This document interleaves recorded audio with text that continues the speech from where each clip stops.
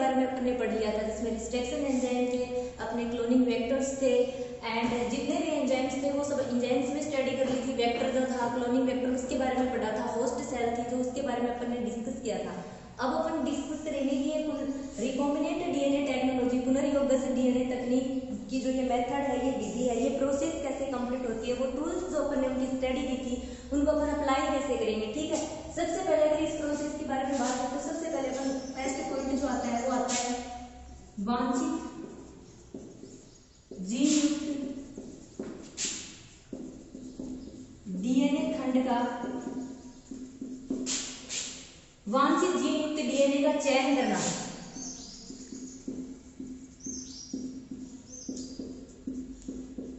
ये अपना फर्स्ट वांछित जीन युक्त डीएनए खंड जो है अपन उसका सिलेक्शन करेंगे, उसको चयन करेंगे। अपना सेकंड जो है वो आएगा क्लोनिंग वाहक, क्लोनिंग वेक्टर का चयन करना।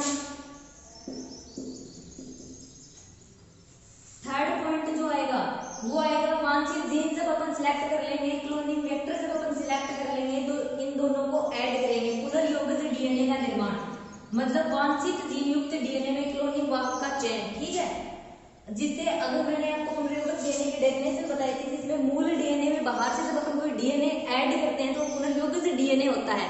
उसी प्रकार अब यहाँ पर अपन उस पुनर्योगज डीएनए को बनाएंगे। ठीक है, क्लोनिंग वाहक में वांछित डीएनए का निवेशन। अब पुनर्योगज डीएनए का फॉर्मेशन हो चुका है। अब अपने को उस पुनर्योगज डीएनए की मल्टीपल कॉपियां चाहिए, बहुत सारी कॉपियां चाहिए, जिसके लिए अपन इसको क्या करेंगे, प्रकोष्ठी कोशिका में इसका स्थानांतरण करेंगे।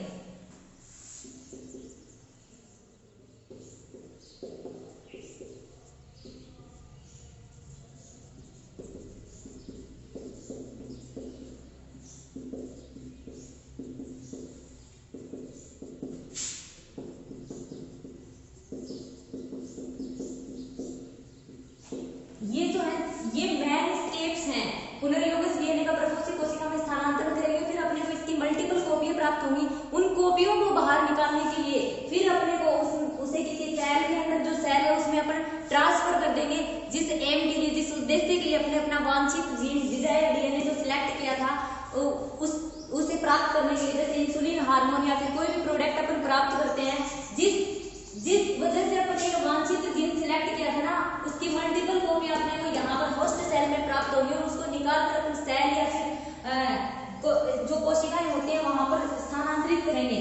ठीक है, सबसे पहला स्टेप अपना आता है वांछित जीन युक्त डीएनए का चयन करना, डिजायर्ड डीएनए का सिलेक्शन, उसका चयन करना एवं उसको पृथक्करण करना, चयन करना एवं पृथक्करण।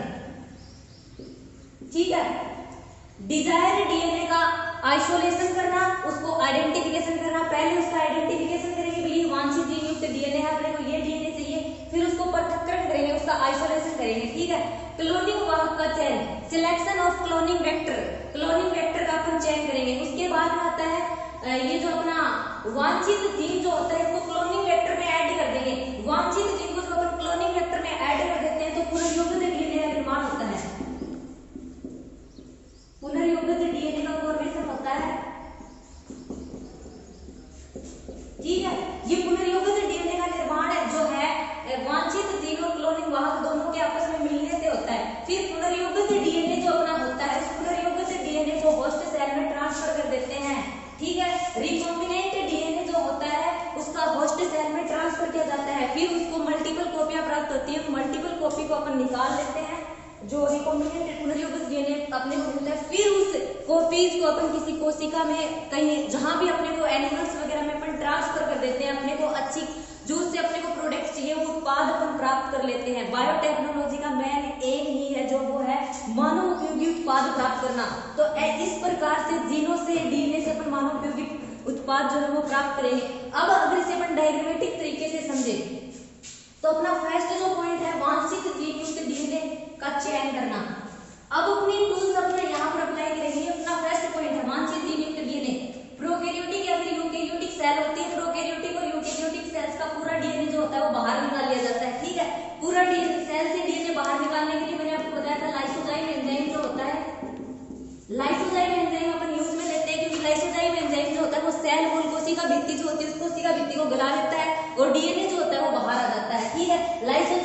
एंजाइम के द्वारा हम क्या करेंगे, जो डीएनए होता है उसको बाहर निकाल लेते हैं, ठीक है, कोशिका से। अब अपना सेकंड स्टेप आता है क्लोनिंग वाहक का चयन करना।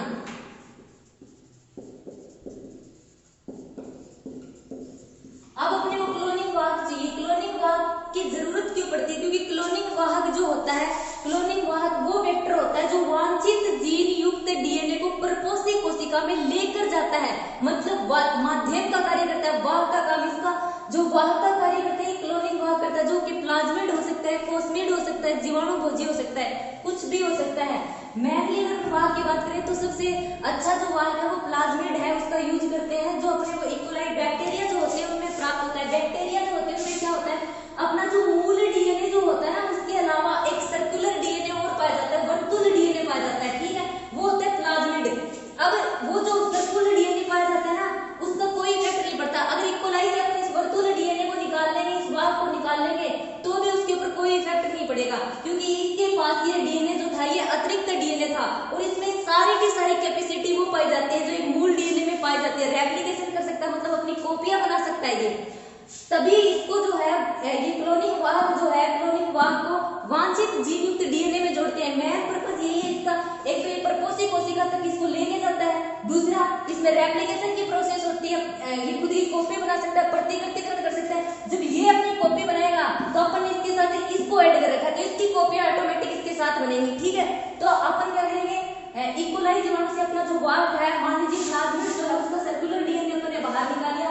अब ये दोनों चीजें अपने पास होगी, वांछित जीन युक्त डीएनए का चयन करना एवं उसका पृथक्करण करना। वांछित जीन युक्त डीएनए अपने पहचाना, उसका अपने आइडेंटिफिकेशन किया, अब उसका पृथक्करण आइसोलेशन कर लिया, उसको बाहर निकाल लिया, ठीक है। अब जो ये है, मैंने आपको एक टूल बताई थी रिस्ट्रिक्शन एंजाइम। रिस्ट्रिक्शन एंजाइम क्या करते हैं, इनको कट करते हैं, वो अपन डायग्राम बनाएंगे उस टाइम पढ़ेंगे। फिर अपना थर्ड स्टेप जो था वो ये था, इन दोनों को आपस में जोड़ देते हैं। जोड़ते किसके द्वारा है, एक टूल मैंने कल आपको बताई थी लाइगेज एंजाइम। लाइगेज एंजाइम के द्वारा इन दोनों को जोड़ दिया जाता है। ये क्लोनिंग वाहक जो है, क्लोनिंग वाहक में वांछित जीन युक्त डीएनए, डिजायर डीएनए या फिर विजातीय डीएनए भी बोलते हैं इसको, डिजायर डीएनए भी बोलते हैं, फॉरेन डीएनए भी बोलते हैं इसको, ठीक है। क्लोनिंग वाहक के अंदर वांछित डीएनए का निवेशन किया जाता है, और ये निवेशन किसके द्वारा होता है, मैंने कल भी आपको बताया था, वांछित जीन और क्लोनिंग वाहक दोनों को जोड़ने के लिए लाइगेज एंजाइम यूज में लिया जाता है, ठीक है।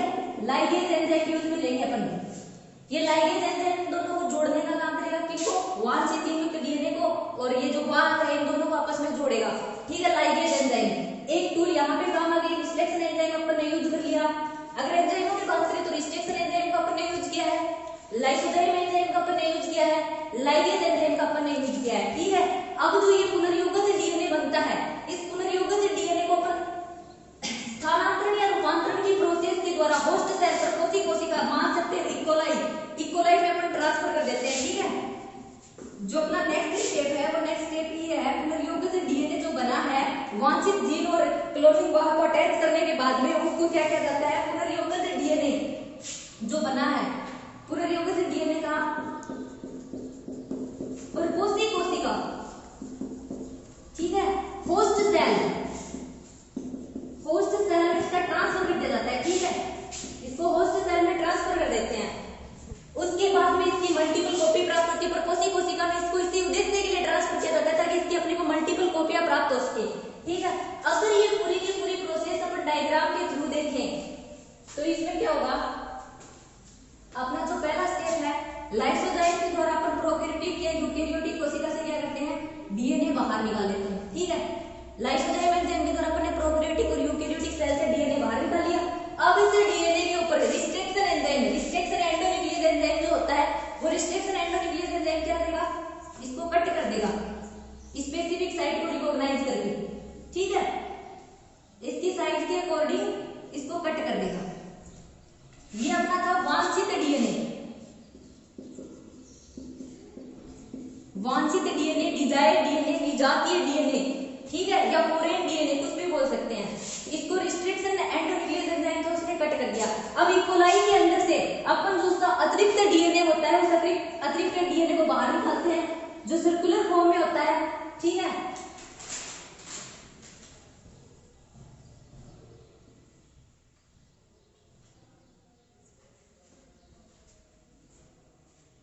ये अपना प्लाज्मिड हो गया, वाहक। क्लोनिंग वेक्टर जो है ये क्लोनिंग वाहक है अपना, ठीक है। जो अपन ने किससे निकाला है, इकोलाई बैक्टीरिया जिस वाहक को अपन ने लिया है जिसमें एक अतिरिक्त डीएनए पाया जाता है, वो वाहक का काम करेगा। अब इसको भी, इस वाहक को भी उसी रिस्ट्रिक्शन एंडोन्यूक्लियस एंजाइम से काटा जाता है, जिस रिस्ट्रिक्शन एंडोन्यूक्लियस एंजाइम से अपन ने अपने वांछित डीएनए को कट किया था, उसी रिस्ट्रिक्शन एंडोन्यूक्लियस एंजाइम से अपन इसी को कट करेंगे। दोनों को सेम रिस्ट्रिक्शन एंजाइम से कट करते हैं, ठीक है।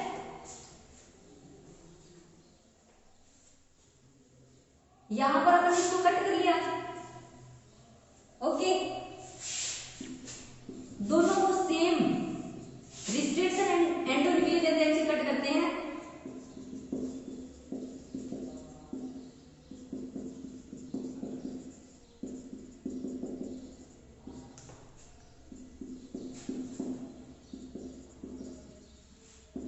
अब ये जो है इस डीएनए को अपन यहाँ पे, ये जो स्पेस दिख रहा है ना जहां से अपन ने कट किया था, ये जो स्पेस दिख रहा है, यहाँ पे अपन क्या करेंगे, इसको अटैच करेंगे। इस जगह पे अपन इसको, इस डीएनए को अटैच करेंगे और अटैच किस थ्रू करेंगे अपन, ये जो अपन डीएनए कटा है इसको अटैच करने के लिए एक एंजाइम मैंने बताया था, लाइगेज। इन दोनों के द्वारा इनको जोड़ते हैं। जो अपना थर्ड स्टेप, फर्स्ट स्टेप जो अपना था वो क्या था, अपन डिजायर्ड डीएनए लेते हैं, उसको लाइसोजाइम एंजाइम के थ्रू बाहर निकाला जाता है, फिर restriction enzyme, restriction endonuclease enzyme इसको कट करता है, फिर अपना क्लोनिंग वाहक जो होता है उसका अपन चयन करते हैं। इस क्लोनिंग वाहक को भी वही रिस्ट्रिक्शन एंडोन्यूक्लियस एंजाइम कट करता है जिसको वांछित डीएनए ने कट किया था। अब जब जो कटिंग के बाद वेक्टर में जो स्पेस आया है, उस स्पेस में अपन फिट करेंगे अपना डिजायर्ड डीएनए, और इसको जोड़ने के लिए किसका, किस एंजाइम का यूज करते हैं, लाइगेज एंजाइम का, ठीक है। तो यहाँ पे अपन इसको जोड़ दिया है। ये जो अपना मैन जो वांछित डीएनए था इसको अपन ने यहाँ पे जोड़ा है, ठीक है ना। अब ये अपना हो गया पुनर्योगित डीएनए, ये अपना हो गया पुनर्योगित डीएनए। पुनर्योगित डीएनए क्यों, मैंने आपको इसकी डेफिनेशन बताई थी। पुनर्योगित डीएनए वही डीएनए होता है जिसके मूल डीएनए में अपन बाहर से कोई डीएनए ऐड कर देते हैं। तो इसमें अपन ने बाहर से डीएनए ऐड किया है, अपना वांछित डीएनए लिया है, और ये जो वाहक है ये भी एक डीएनए ही है, प्लाज्मिड, जो इकोलाई में अधिक मात्रा में पाया जाता है। ये डीएनए आपस में अपन ने ऐड किया है, तो दो डीएनए आपस में मिल रहे हैं, तो ये पुनर्योगित डीएनए है। अब इस पुनर्योगित डीएनए जो अपने को मिला है, इसको अपन क्या करेंगे, होस्ट सेल, प्रकोष्ठी कोशिका जो होती है उसके अंदर ट्रांसफर कर देंगे। क्यों, प्रकोष्ठी कोशिका में ट्रांसफर करने का सिर्फ एक ही उद्देश्य है कि इसकी मल्टीपल कॉपियां अपने को प्राप्त होंगी, ठीक है। अब जो ये मान लीजिए अपना पुनर्योगित डीएनए था जो अपन ने बनाया था,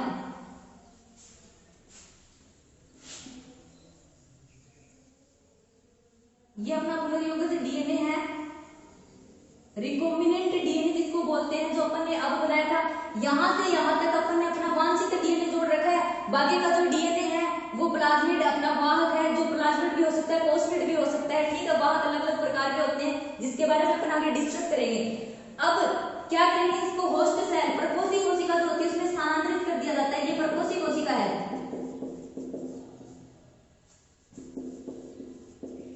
प्रकोष्ठी कोशिका जो होती है उसके अंदर इसको स्थानांतरित कर दिया जाता है रूपांतरण या स्थानांतरण की प्रोसेस के द्वारा। रूपांतरण या स्थानांतरण द्वारा रिकॉम्बिनेंट डीएनए को प्रकोष्ठी कोशिका जो होती है यहाँ इसमें इसको ट्रांसफर कर दिया। फिर क्या करेगा, ये 2 से 4 सॉरी अभी ये एक है, डिवाइडेशन की कैपेसिटी होती है, इसमें होस्ट सेल में डिवाइडेशन होगा, तब ये 2 बन जाएंगी, फिर 2 से 4 बन जाएंगी, 4 से 8, 8 से 16, ऐसे मल्टीपल कॉपी अपने को प्राप्त होंगी। फिर इनका क्या करेंगे, जो पुनर्योगित डीएनए है मल्टीपल कॉपी प्राप्त होने के बाद इसको बाहर निकाल लेते हैं। जब इसको बाहर निकालते हैं तो क्या होता है, कई बार जब आपस में अपन इन दोनों को ऐड करते हैं तो कुछ अवांछनीय उत्पाद भी होते हैं जो जुड़ जाते हैं। उनको अलग करने के लिए मार्कर जीन जो होते हैं वो पाए जाते हैं जो इनको अलग कर देते हैं। मेन चीज तो यही है कि रूपांतरण द्वारा इनको प्रकोष्ठी कोशिका में स्थानांतरित कर दिया जाता है, फिर इनकी मल्टीपल कॉपियां प्राप्त होती हैं। फिर इन मल्टीपल कॉपियों को क्या किया जाता है, ये मल्टीपल कॉपियों में से पुनर्योगित डीएनए जो था उसको बाहर निकाल दिया जाता है। फिर इस पुनर्योगित डीएनए का क्या किया जाता है, जो दूसरी सेल, प्रोकैरियोटिक, यूकैरियोटिक या फिर किसी भी जीव में अपन इसको ट्रांसफर कर देते हैं। ट्रांसफर कर दिया, उस जीव के अंदर क्या हो गया, एक अलग से डीएनए ऐड हो गया, ठीक है, अलग से डीएनए ऐड हो गया, जिस उत्पाद फिर अपन अपना मानव उपयोगी जो भी उत्पाद है वो प्राप्त कर सकते हैं। ये डिपेंड करते हैं कि अपन ने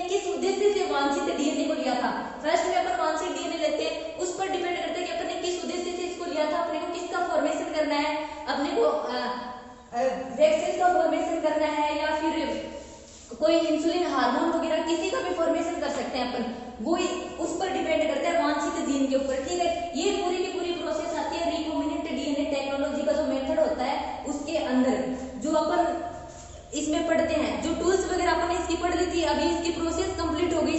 अब अपन जीवाणु भोजी वाहक प्लाज्मिड वगैरह जो है, जितने भी क्लोनिंग फैक्टर हैं, उनकी स्टडी अपन अपने नेक्स्ट वीडियो जो है उसमें करेंगे, ठीक है।